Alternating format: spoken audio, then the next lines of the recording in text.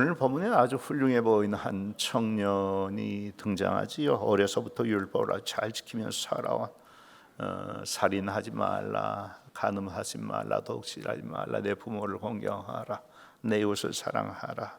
어느가 다 어겨본 적이 없을 뿐만 아니라 당시 바리새인들이 가장 중요한 의로 여겼던 구제나 금식이나 기도의 일에도 아주 힘써왔던 그런 사람이었던 것 같습니다. 그럼에도 불구하고 그 사람 마음에 사라지지 않는 아주 심각한 불안감이 하나 있었다는 것이지요. 바로 영생의 문제에 대한 불안감이었는데 그는 그 문제를 항상 마음에 두고 생각했었던 것 같습니다. 내가 이렇게 열심히 율법을 지켜 살고 있지만 이것으로 이 영생을 얻기에 충분한가? 이렇게만 하면 영생을 얻을 수 있겠는가? 뭔가 선한 일을 좀 더 더해야 하는 것은 아닐까라고 하는 그런 생각이 있었습니다. 여러분이 문제 어떻게 생각하세요? 정말 그 청년처럼만 산다면 영생을 얻고 천국에 들어가기에 충분한 것일까요? 아니면 그 청년이 주님께 물었던 것처럼 그보다는 선한 일 좀 더 많이 해야 영생을 얻을 수 있는 가능성이 그에게 열려질까요? 물론 우리는 다 알고 있지요. 천국에 들어가는 것은 행위의 문제가 아니라 예수를 믿음으로 천국에 들어간다는 거 우리 다 알고 있습니다. 믿음의 문제입니다. 착한 일을 많이 해서 영생을 얻고 천국에 들어가는 것이 아니라 예수를 믿음으로 천국에 들어갑니다. 문제는 내가 가지고 있는 이 믿음이라고 하는 것이 정말 천국에 들어가기에 충분한 믿음이냐 하는 것이지요. 왜냐하면 야고보서 2장 19절에 그런 말씀이 기록되어 있거든요. 내가 하나님은 한 분이신 줄을 믿느냐? 잘하는도다. 귀신들도 믿고 떠느니라. 뭐예요? 귀신들도 하나님이 한 분이신 사실을 믿고 있대요. 그래서 그 한 분 하나님 앞에서 두려워하며 떤다는 것입니다. 그럼에도 불구하고 그 믿음이 귀신을 구원해 주는 것은 아니잖아요. 그에 앞서 야고보서 2장 14절로 17절이 우리를 구원할 수 없는 죽은 믿음에 대해서 말씀했는데 이렇게 말씀했습니다. 내 형제들아, 만일 사람이 믿음이 있노라 하고 행함이 없으면 무슨 이익이 있으리요? 그 믿음이 능히 자기를 구원하겠느냐? 만일 형제나 자매가 헐벗고 일용할 양식이 없는데 너희 중에 누구든지 그에게 이르되 평안히 가라, 더웁게 하라, 배부르게 하라며 그 몸에 쓸 것을 주지 아니하면 무슨 이익이 있으리요? 이와 같이 행함이 없는 믿음은 그 자체가 죽은 것이니라. 물론 이런 말씀들은 조금 다른 맥락에서의 믿음에 대한 말씀이긴 하지만 그럼에도 불구하고 우리를 구원할 수 없는 믿음도 있다는 사실에 주목해야 합니다. 그러니까 내가 믿는다 하는 그것으로 안심해서는 안 된다는 것이지요. 우리는 자신의 믿음의 실상을 다시 한번 정확히 확인해보고 점검해볼 필요가 있는 것입니다. 내 믿음 과연 나를 구원하기에 충분한 믿음인가? 확신한 믿음인가? 어떠세요, 여러분은? 여러분 자신을 구원하기에 충분하고도 확실한 믿음을 가지고 있다고 생각하십니까? 꼭 그런 믿음 가지시길 주의 이름으로 축복합니다. 본문의 젊은이는 이 영생의 문제에 대해 굉장히 진지한 사람이었어요. 그래서 그 문제를 가지고 주님 앞에 나와서 무릎을 꿇습니다. 선생님이여, 내가 무슨 선한 일을 하여야 영생을 얻으리까? 주님이 대답하십니다. 어찌하여 선한 일을 내게 묻느냐? 선한 이는 오직 한 분이시니 네가 생명에 들어가려면 계명들 지키라. 어떤 계명들 말씀하시는 겁니까? 살인하지 말라, 간음하지 말라, 도둑질하지 말라, 거짓 증언하지 말라, 내 부모를 공경하라, 내 이웃을 내 자신과 같이 사랑하라 하신 것이니라. 이 모든 것을 내가 지켜 싸운데 아직도 무엇이 부족하니까? 주님이 대답하시지요. 예수께서 이르시되 내가 온전하고자 할진대 가서 내 소유를 팔아 가난한 자들에게 주라. 그리하면 하늘에서 보화가 내게 있으리라. 그리고 와서 나를 따르라. 그 젊은이는 이 재물이 아주 많은 사람이었기 때문에 주님의 이 말씀 앞에서 근심하며 주님 앞을 떠나갈 수밖에 없었습니다. 그 모습을 보고 주님이 제자들에게 말씀하시는 거예요. 내가 진실로 너희에게 이르노니 부자는 천국에 들어가기가 어려우니라. 다시 너희에게 말하노니 낙타가 바늘귀로 들어가는 것이 부자가 하나님의 나라에 들어가는 것보다 쉬우리라. 제자는 뭐 없이 놀라며 다시 묻습니다. 그러면 누가 구원을 얻을 수 있으리까? 사람으로서는 할 수 없으나 하나님으로서는 다 하실 수 있느니라. 뭐예요? 이 영생의 문제, 구원의 문제라고 하는 것은 사람의 힘으로는 절대 불가능한 문제라는 것입니다. 생각해 보면 우리 인간이 얼마나 대단한 지식과 능력의 존재들이냔 말이에요. 그런데 그런 수준의 인간이 자기 하나 스스로 천국에 들어갈 수 있게 만들지 못하느냐, 영생에 이르게 할 수가 없겠느냐. 주님의 대답은 뭐예요? 사람으로서는 할 수 없느니라 라고 단정적으로 말씀하셨어요. 이 문제는 과학이 많이 발달되어 있지 않았던 예수님 당시에만 그랬었던 문제가 아니라 오늘 초기술 시대에 지에 있는 오늘날도 똑같은 문제인 것입니다. 여러분, 왜 사람이 스스로를 영생에 이르게 할 수가 없습니까? 그것은 인간의 모든 절망적 상황이 죄에 기인하고 있기 때문이지요. 모든 사람이 죄를 범하였음에 하나님의 영광에 이르지 못할 그거예요. 사람이 하나님의 영광에 이르지 못한 것은 지혜나 지식의 결핍 때문도 아니고 과학이나 기술의 미흡함 때문도 아닙니다. 유전자의 문제가 있기 때문도 아니고 죄 때문입니다. 죄 때문에 사람은 하나님의 영광에 이르지 못합니다.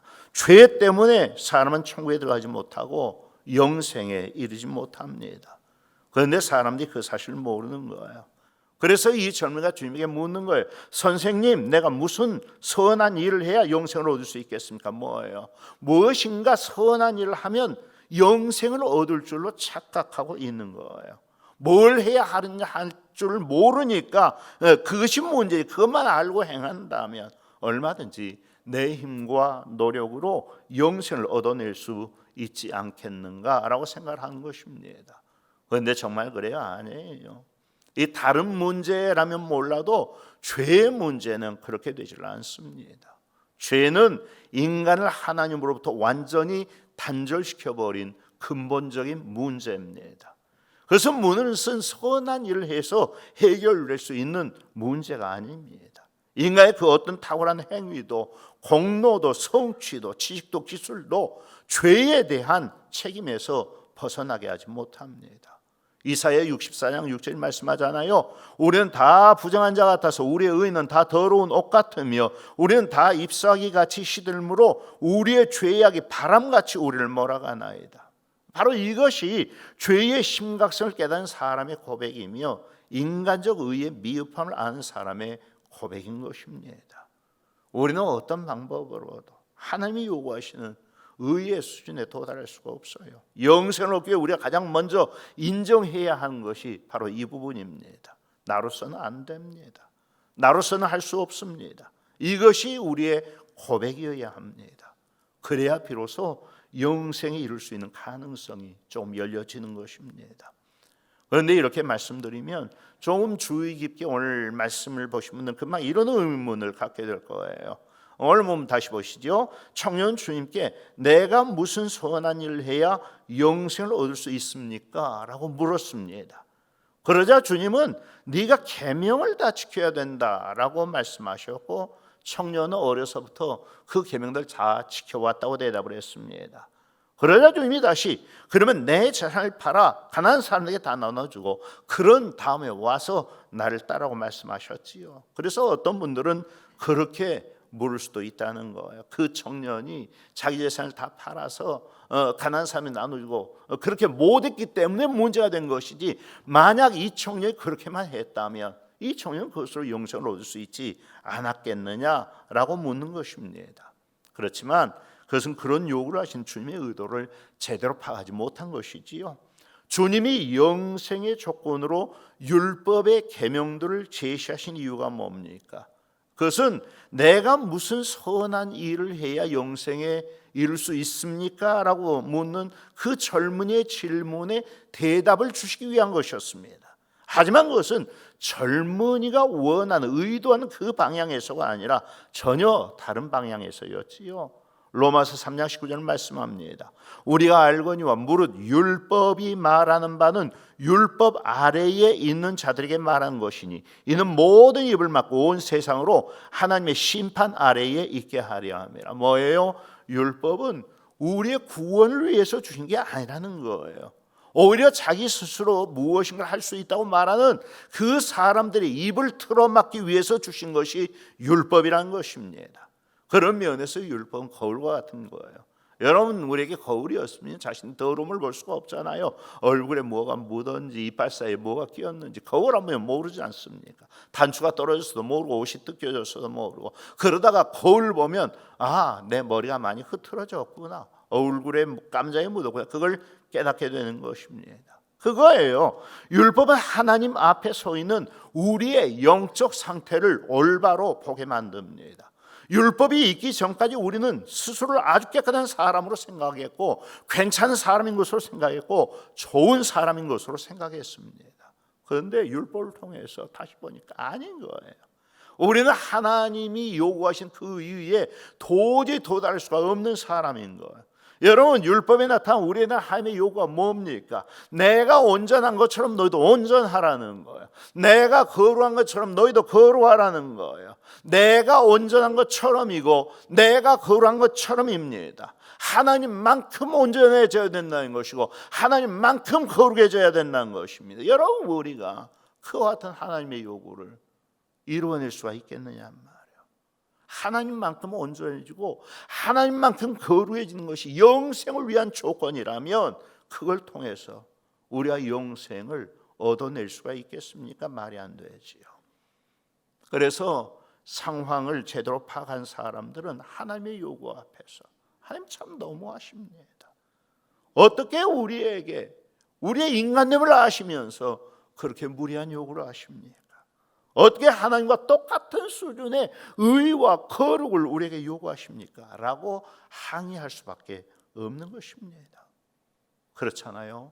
우리는 어차피 하나님 앞에서 죄인일 수밖에 없습니다. 오늘 예수님께서 영세의 방법을 묻는 청년에게 율법을 완전히 지켜야 한다고 말씀하시는 것도 그런 이유에서입니다.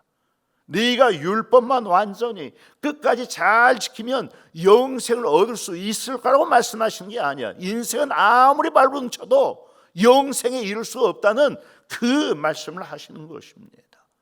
그런데 청년이 그 말씀 알아들었어요? 못 알아들었어요. 율법을 다 지키라는 주님의 요구에 그 정도는 내가 어려서부터 다 해왔습니다라고 대답을 했어요. 바로 그것이 한평생을 똑바로 살아왔다는, 하늘을 우러 한 점 부끄럼 없이 살아왔던 사람들의 문제지요. 그런 사람들이 예수를 믿기 힘든 이유는 자기가 죄인이라는 사실을 인정하기가 매우 힘들기 때문입니다. 여러분, 병이 있다는 사실을 인정해야 의사를 찾지 않겠어요? 병이 없는데 뭐하러 의사를 찾느냐는 말이에요. 죄인도 마찬가지예요. 자신이 죄인이라는 사실이 인정되어야 비로소 하나님을 찾고 예수 그리스도 구주로 믿을 텐데 그게 인정되지가 않는 것입니다. 그래서 자기가 복이 되지 않는 사람, 자신에 대한 절망이 없는 사람은 예수를 믿을 수가 없습니다. 물론 겉으로 보기에는 굉장히 착하게 사는 사람들이에요. 굉장히 똑바로 사는 사람들이에요. 하나님 앞에서 인간의 의라고 하는 것은 다 낡아진 옷과 같은 것이거든요. 햇빛에 내놓은 이파리와 같은 것이거든요. 금방 말라버릴 것들입니다. 우리는 하나님 앞에서 우리의 의가 그와 같은 것들이라는 사실을 인정해야 합니다. 나에게는 의가 없습니다. 그러므로 나로서는 도저히 할 수가 없습니다. 그런 고백이 먼저 우리에게 있어야 한다는 것입니다.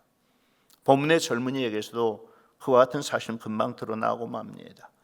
율법의 문제 앞에서 고개를 빳빳이 지켜드는 그 청년에게 주님은 또 다른 차원의 의를 요구하셨습니다. 그렇다면 내 재산 다 팔아서, 네가 계명 다 지켰다면 이제는 내 재산 다 팔아서 가난한 사람들에게 다 나눠주고 그런 다음에 와서 나를 따르라. 바로 거기에서 한계에 부딪히는 것이지요. 저는 재산이 아주 많았기 때문에 근심하면서 주님 앞을 떠나갈 수밖에 없었습니다. 물론 젊은이가 그 일을 해냈다 하더라도 그것으로 너는 됐다라고 주님 말씀하지 않으셨을 거예요. 또 다른 차원의 청년이 도저히 할 수 없는 또 다른 의를 청년에게 요구하셨을 것입니다. 그러므로 오늘 우리가 본문의 교훈을 통해 스스로 깨달아야 하는 진리가 그겁니다.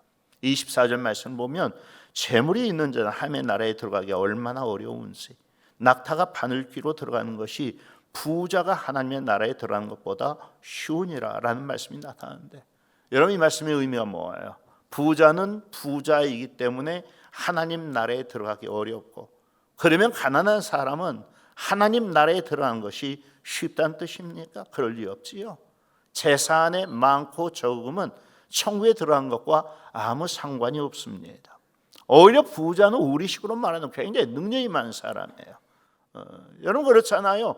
이 부자가 가난한 사람보다 얼마나 더 많은 힘을 가지고 능력을 가지고 있느냐는 말이에요.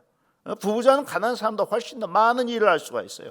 그렇지만 그 능력 가지고 하나님 나라에 들어갈 수가 있느냐? 아니에요. 부자이기 때문에 하나님 나라에 들어갈 수 없는 것이 아니라 능력 있는 사람들의 특징이 그겁니다. 그 일은 인간의 능력으로 되는지 아니라고 열심히 말해 주어도 능력이 있다는 사람들은 끝까지 자기 능력으로 한번 해보겠다고 그래요.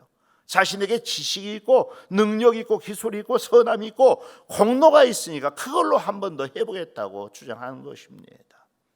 그래서 부자만 천국에 들어가기 어려운 것이 아니라 인간적인 능력과 조건을 갖춘 사람들은 하나님 나라에 들어가는 것이 낙타가 바늘귀를 들어가는 것보다 더 어려운 문제가 될 수가 있는 것입니다.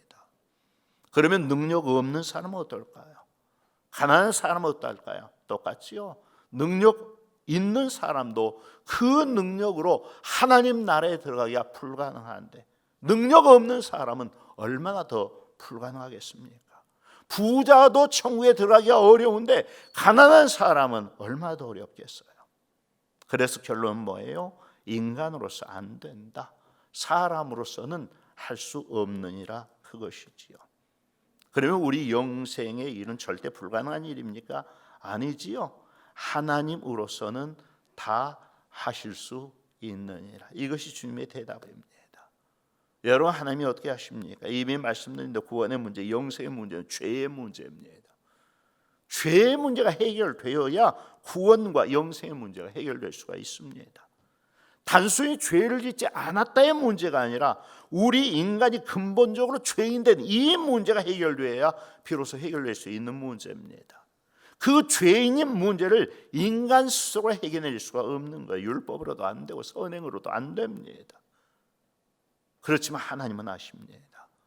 어떻게 하세요? 로마서 8장 3절 4절 율법이 육신으로 말미암아 연약하여 할 수 없는 것을 하나님은 아시나니 곧 죄로 말미암아 자기 아들 죄인 육신의 모양으로 보내어 육신의 죄를 정하사 육신을 따르지 않고 그 영을 따라 행하는 우리에게 율법의 요구가 이루어지게 하려 하심이니라. 하나님이 인간의 죄로 말미암아 자기 아들을 죄 있는 육신의 모양으로 세상에 보내어 그분을 십자가에 죽게 하셨습니다. 그래서 누구든지 그를 믿는 사람은 멸망하지 않고 영생을 얻게 되는 것입니다. 요한복음 3장 16절 하나님이 세상을 이처럼 사랑하사 독생자를 주셨으니 이는 그를 믿는 자마다 멸망하지 않고 영생을 얻게 하려 하심이라. 로마서 5장 8절 우리가 아직 죄인 되었을 때 그리스도께서 우리를 위하여 죽으심으로 하나님께서 우리에 대한 자기의 사랑을 확증하셨느니라. 로마서 5장 10절 곧 우리가 원수 되었을 때 그의 아들의 죽으심으로 말미암아 하나님과 화목하게 되었은즉 화목하게 된 자로서는 더욱 그의 살아나심으로 말미암아 구원을 받을 것이니라.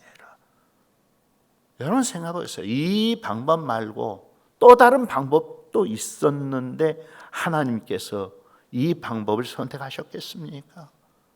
이 방법 말고 다른 방법이 또 있었는데도 하나님께서 자기 아들을 육신의 모양으로 세상에 보내시고 그분을 십자가에 죽게 만드셨겠느냐 말이에요. 말이 안 되지요. 이 방법밖에 없었기 때문에 하나님이 이렇게 하신 것입니다. 그래서 이것은 하나님만이 하실 수 있는 일입니다. 바로 그것이 다른 종교에는 구원이 없고 오직 기독교에만 구원이 있는 이유이기도 합니다. 다른 종교에는 그들을 위해 죽어줄 예수 그리스도가 없는 거예요. 오직 우리 기독교에만 우리를 위해 십자가에서 죽으신 예수 그리스도가 있습니다. 그래서 우리 기독교에만 구원이 있는 것입니다.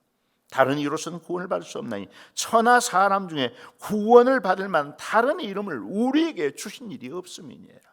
하나님은 천하 인간에게 구원 얻을 만한 다른 이름을 주시지 않아요. 오직 예수 그리스도의 이름으로만 우리가 구원을 받을 수가 있습니다. 내가 곧 길이요 진리요 생명이니 나로 말미암지 않고는 아버지께로 올 자가 없느니라. 오직 예수님만이 길이십니다. 예수 그리스도 말고 아버지께로 나갈 수 있는 다른 길은 없습니다. 우리는 오직 예수 그리스도를 통해서만 아버지께로 나갈 수가 있습니다. 그러므로 스스로의 힘으로 불가능한 일을 그래도 나는 할 수 있다고, 그래도 나는 해보겠다고 고집 부리고 몸부림치지 말라는 거예요. 어리석은 몸부림 불가합니다.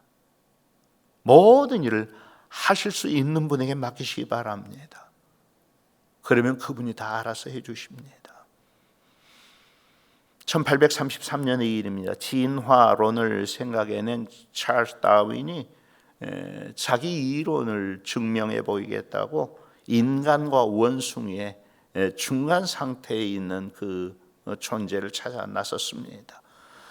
그렇게 하다가 남양군도에까지 이른 다윈은 거기에서 대단히 미개한 이 식인종의 한 무리를 만날 수가 있었습니다. 그들의 생활은 거의 이 짐승에 가까울 정도로 원시적이었습니다. 땅에 이런 정도의 인간은 결코 단시간 내에 개화되거나 문명화될 수 없다고 확신을 했습니다. 이 사람들이야말로 자기가 찾던 이 진화론의 이론을 뒷받침하는 사람들하고 굳게 믿고 영국으로 돌아오게 되었지요. 그로부터 34년이 지난 후 다윈은 다시 그 남양군도의 섬을 방문하게 됩니다. 그런데 이게 웬일입니까? 다윈은 깜짝 놀라지 않을 수 없었습니다. 단지 34년 만에 식인종들만 들고 있던 그 섬에 여기저기 교회가 세워져 있고 학교가 세워져 있고 짐승과 같았던 야만의 식인종들이 옷을 입고 다니고 모여서 함께 찬송을 부르고 하나님을 예배하고 있는 것이었습니다. 다윗은 도저히 믿을 수 없는 상황이었지요. 사람이 어떻게 그렇게 단기간 안에 완전한 문명인으로 뒤바뀔 수가 있느냐.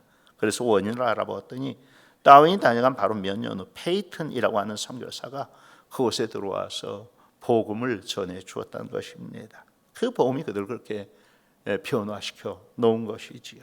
결국은 다윈은 영국으로 돌아간 후에 페이튼 선교사를 파송한 런던 선교회에 그에게 헌금을 보내주었다는 것입니다. 그것이 기독교 진리의 핵심입니다. 사람으로서는 할 수 없으되 하나님으로서는 다 하실 수 있느니라. 오늘 우리가 붙잡아야 할 가장 중요한 진리입니다. 구원의 일뿐만 아니라 세상 모든 일이 다 마찬가지예요. 우리 힘으로는 도저히 바꿔놓을 수 없는, 변화시킬 수 없는 그런 사람들, 그와 같은 상황들, 그와 같은 문제들. 그렇지만 해답은 있습니다. 사람으로서는 할 수 없으되 하나님으로서는 다 하실 수 있느니라. 이게 해답입니다. 그러므로 오늘 하루를 착하게 살고 최선을 다해 사는 것도 물론 중요하지요. 그렇지만 우리 안에 항상 있어야 하는 고백은 나로서는 할 수 없습니다. 하나님이 다 하십니다 라는 고백이어야 하는 것입니다. 항상 이 고백 가운데서 살아가면서 날마다 되게 하시는 하나님의 은혜를 매일처럼 경험하면 우리 모든 복된 인생들 되시기를 예수 그리스도의 이름으로 축복합니다.